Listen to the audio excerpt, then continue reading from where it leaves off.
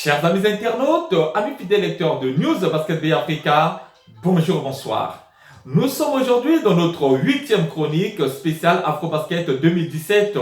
Aujourd'hui, comme prévu, nous allons parler du championnat d'Afrique masculin qui aura lieu du 8 au 16 septembre prochain à Dakar et à Tunis. Parce que la compétition est organisée par la Tunisie et le Sénégal. Elle regroupe les 16 meilleures équipes du continent africain, classées en 4 groupes de 4 équipes. Les 2 premières équipes de chaque groupe seront qualifiées pour les quarts de finale qui auront lieu à Tunis. Mais avant d'ouvrir cette chronique spéciale Afrobasket masculin, nous voulons saisir cette occasion pour remercier tous les fans de basket africain. Vous avez été très nombreux à nous suivre depuis notre page Facebook et également depuis notre site web. Merci du fond de cœur de vos soutiens, de vos commentaires tout au long de l'Afrobasket féminin qui a pris fin à Bamako avec la victoire finale du Nigeria contre le Sénégal.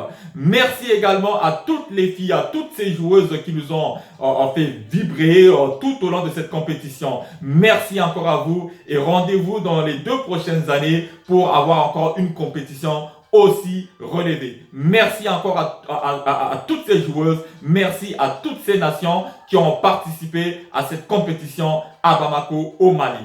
Revenons maintenant à l'Afrobasket masculin. Cet Afrobasket masculin aura lieu très bientôt, comme je viens de le dire en introduction, aura lieu à Tunis et à Dakar, puisque c'est une première dans l'histoire que la compétition est organisée.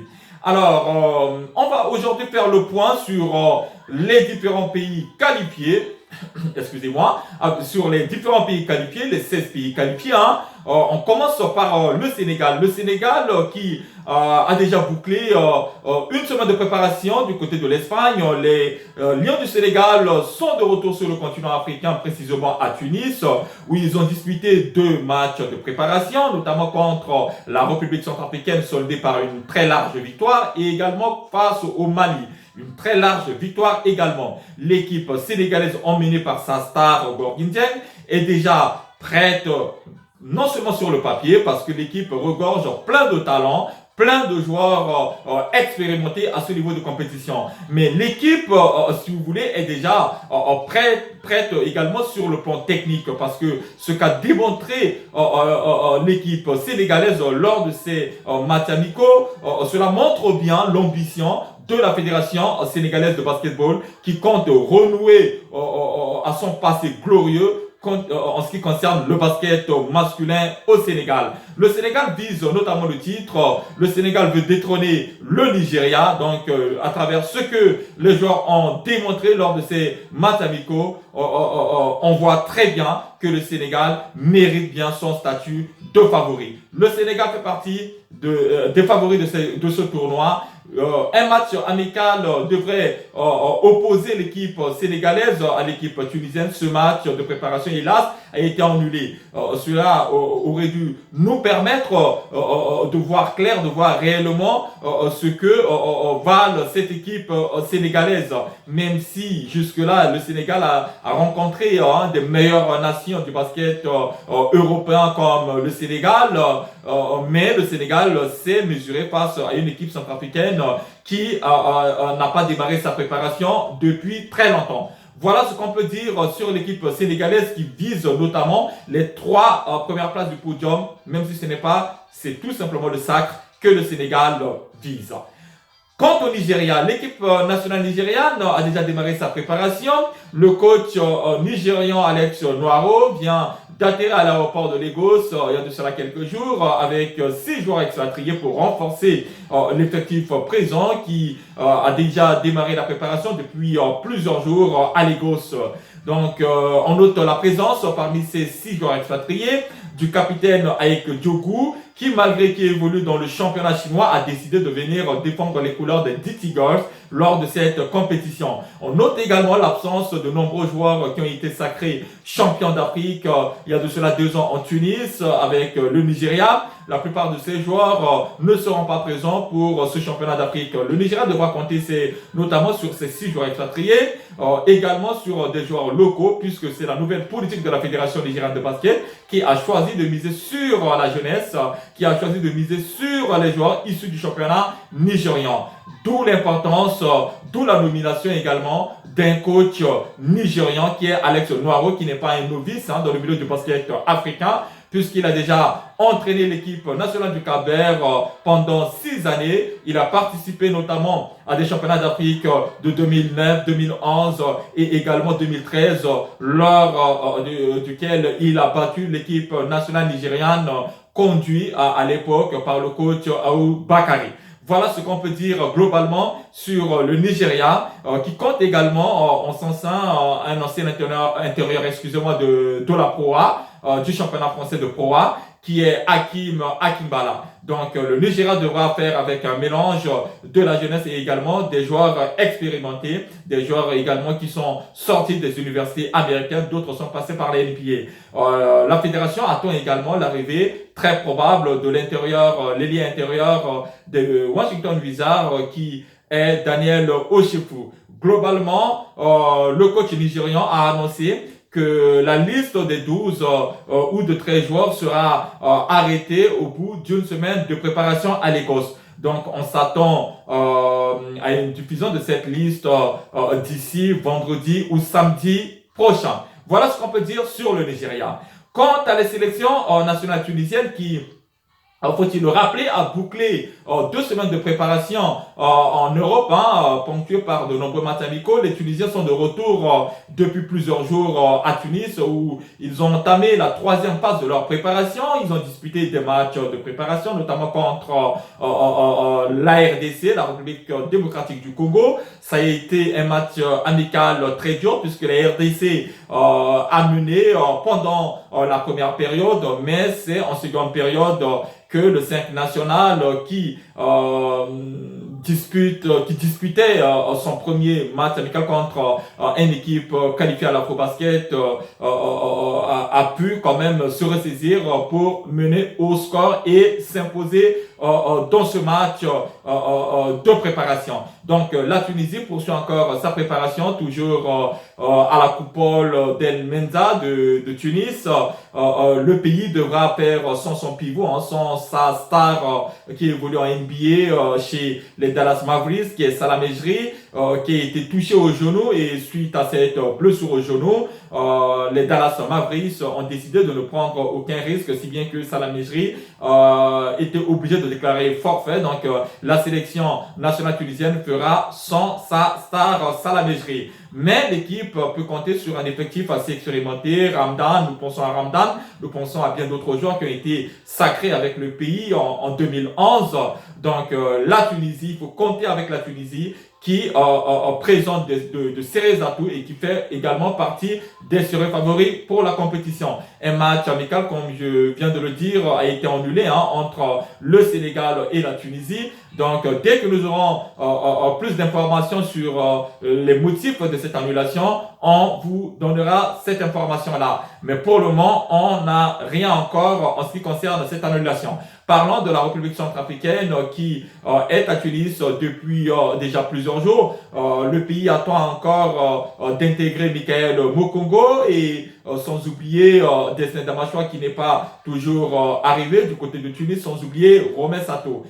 Sur le dossier de Romé Sato, la direction technique nationale nous a pas donné plus d'informations en ce qui concerne les dernières mises à jour, même si la dernière information en date, le directeur technique national Maurice Beina nous a confié que Romé Sato fait office de ce qu'on appelle un joker pour le moment, c'est-à-dire que Romé Sato peut participer à l'Afrobasket 2017, tout comme Romé Sato peut être absent de la compétition. Voilà un peu la situation en ce qui concerne le dossier de Romé Sato. Mais quant à l'équipe nationale centrafricaine, elle se prépare encore sous la commande du capitaine Max Kougere. Ils ont disputé un match de préparation, notamment contre le Sénégal, soldé par une très large défaite.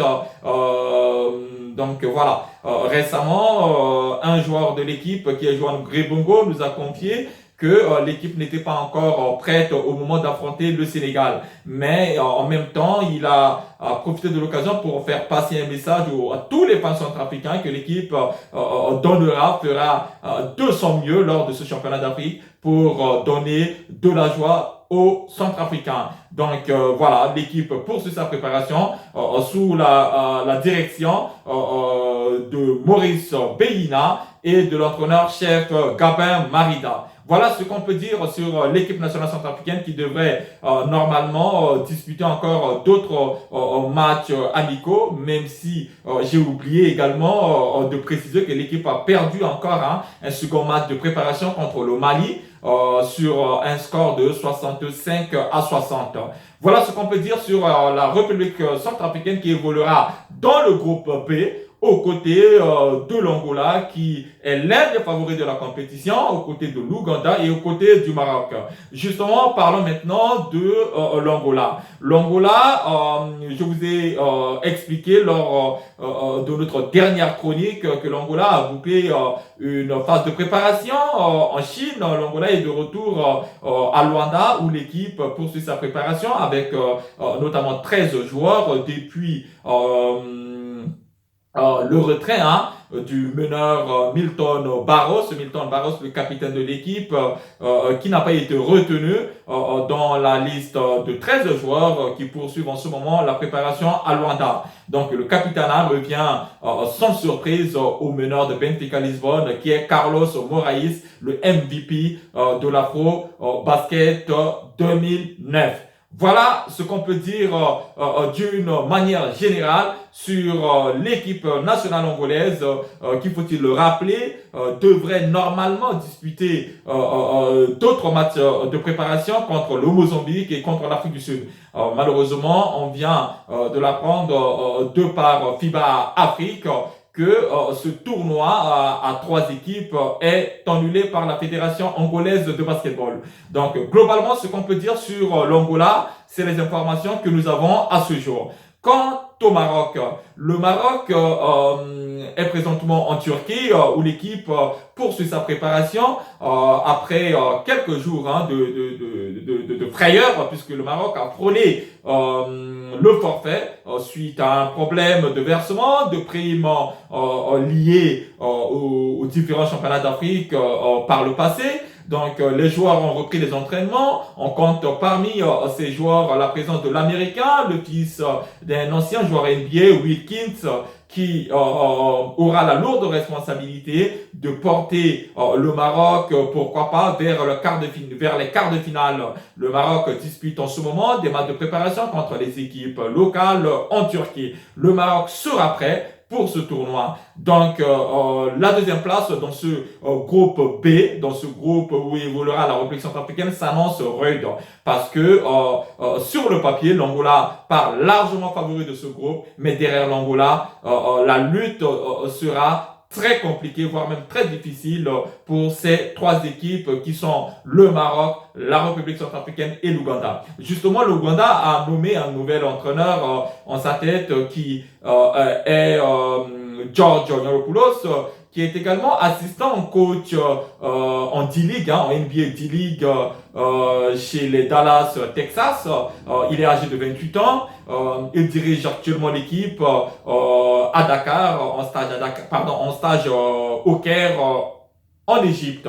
Donc, les Ougandais se préparent très sérieusement pour cette compétition et ils pourront également compter sur tous leurs meilleurs atouts qui ont répondu présents pour ce tournoi. Donc, l'Ouganda viendra effectivement avec toutes ses meilleures armes et essaiera, pourquoi pas, d'aller titiller la République centrafricaine et le Maroc pour décrocher le deuxième ticket de ce groupe B. Quant au Rwanda, les joueurs rwandais se trouvent depuis plusieurs jours déjà du côté de Sousse, à 5 quelques kilomètres de Tunis. Donc, ils poursuivent encore leur préparation, toujours sans la présence de leur top scoreur Kenneth Gassana, qui devrait normalement arriver dans les prochains jours. Voilà l'information qu'on peut donner en ce qui concerne l'équipe nationale rwandaise qui n'a disputé encore aucun match de préparation. Quant à la Côte d'Ivoire, on n'a pas encore vu, on n'a pas encore enregistré l'arrivée, la fédération n'a pas encore enregistré l'arrivée des joueurs cadres qui ont boycotté l'Afrobasket de Tunis en 2015. Je pense notamment au meneur Solo Diabaté. Je pense également aux joueurs à Mohamed Koné qui n'ont pas toujours fait leur arrivée du côté d'Abidjan. La seule question qui se pose est de savoir si Mohamed Koné ou Solo Diabaté, ou bien d'autres joueurs cadres viendront renforcer les rangs de la Côte d'Ivoire ou pas. Donc, sans leur présence, l'équipe devra faire avec les joueurs locaux, comme cela a été déjà le cas, notamment en 2015 à Tunis. Voilà ce qu'on peut dire sur la Côte d'Ivoire. Le Mali poursuit sa préparation toujours à Tunis après sa victoire contre la République centrafricaine. Le Mali va disputer très certainement un match de préparation contre la Tunisie dans les prochains jours. Le Cameroun est toujours au Brésil. Après ses 2 défaites contre l'équipe nationale brésilienne à Sao Paulo, l'équipe poursuit toujours sa préparation, toujours sans la présence de Lukumba Mouté, qui selon nos informations a fini par déclarer forfait, puisque les contraintes de sa libération, la Fédération camerounaise de basketball n'a pas réussi à avoir sa libération auprès de sa franchise qui sont les Houston Rockets. Donc les joueurs NBA, pour obtenir leur libération, cela relève d'une difficulté, d'une très grande difficulté, parce que les joueurs NBA sont soumis à des clauses, on le répète, sont soumis à des clauses très compliquées, si bien que pour obtenir leur libération, pour qu'ils puissent venir participer au championnat d'Afrique avec leurs pays respectifs, c'est toujours très compliqué. Encore vu le calendrier de cet Afrobasket de cette année qui démarre en plein mois en début septembre, complique encore les choses pour les joueurs NBA. Même si on doit saluer la présence de Gorgui Dieng qui ne cesse de répondre présent à l'appel de l'équipe nationale sénégalaise.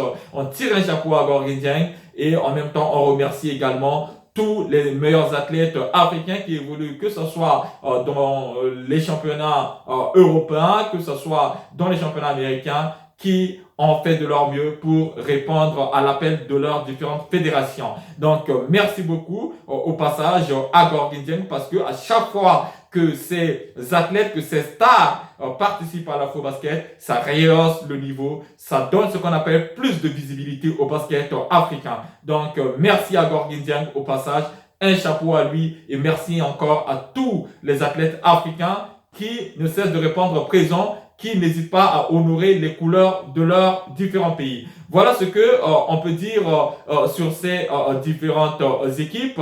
D'autres équipes nationales comme la Guinée ou comme l'Égypte poursuivent encore leur préparation. Justement, l'Égypte qui vient finalement déjà de nommer un nouvel entraîneur à la tête de l'équipe devra faire sans Assam Maré, qui est l'un des meilleurs joueurs de l'équipe, qui évolue notamment en NCA. L'Égypte va être privée de nombreux joueurs, de ces nombreux meilleurs jeunes joueurs qui évoluent dans les universités américaines en raison encore de ce calendrier, puisque les universités américaines vont s'ouvrir dans les prochains jours. L'ouverture est imminente, la rentrée est imminente, raison pour laquelle de nombreux joueurs africains qui évoluent dans ces universités américaines ne viendront pas défendre les couleurs de leur pays lors de ce championnat d'Afrique qui va démarrer très bientôt. Chers amis internautes, amis fidèles lecteurs de News Basket Bay Africa, voilà ce que l'on peut dire d'une manière générale sur les préparations de ces 16 équipes.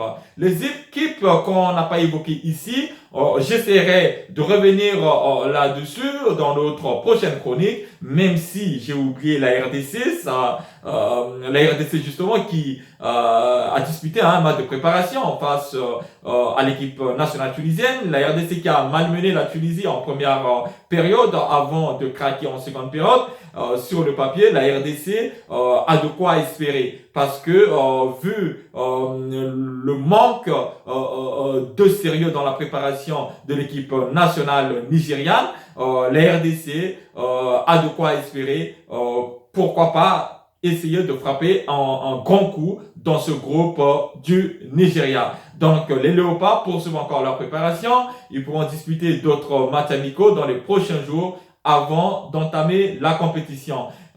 Ils pourront compter également sur le meneur Mike Kabongo qui a et qui aura la lourde responsabilité de driver cette équipe qui, faut-il le rappeler, est absente du championnat d'Afrique depuis une décennie. Donc, on attend encore, pourquoi pas, une belle prestation de la RDC lors de ce championnat d'Afrique, sachant que les filles ont terminé à la 9e place lors du championnat d'Afrique féminin. Voilà ce qu'on peut dire sur la RDC. La Centrafrique, après le mauvais résultat, après le piètre résultat de l'équipe nationale féminine qui a terminé la compétition à la queue à la 12e place, est très attendu par le public centrafricain qui attend de son équipe de meilleures prestations par rapport à ces 4 dernières années. Il faut savoir que le pays a terminé pratiquement à la queue lors de ces 2 derniers championnats d'Afrique, si bien que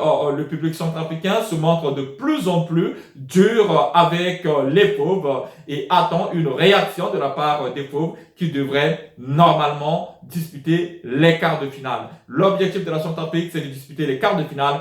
Ont-ils les moyens? Sont-ils prêts? La réponse dans les prochains jours quand ils feront face au Maroc qui se prépare du côté de la Turquie. Voilà ce que on peut dire globalement sur les préparations de ces différentes équipes. Chers amis internautes, si on a oublié d'autres équipes, rassurez-vous, on reviendra très longuement dans notre prochaine chronique qui, faut-il le rappeler, sera maintenant uniquement basée sur l'afro-basket masculin. Nous serons à Tunis lors de la phase finale pour vous faire vivre cette compétition. Donc, rendez-vous à Tunis très bientôt pour ce championnat d'Afrique qui s'annonce rude et explosif. Merci à vous, mais en attendant, asseyez-vous confortablement. On vous donnera toutes les informations, les mises à jour à temps réel depuis notre page Facebook et également depuis notre site web www.newsbasket-biafrica.com. Merci encore à vous, portez-vous bien, prenez bien soin de vous, on vous aime, vive le basket africain, vive l'Afrique. Merci à vous, à très bientôt. Ciao, ciao.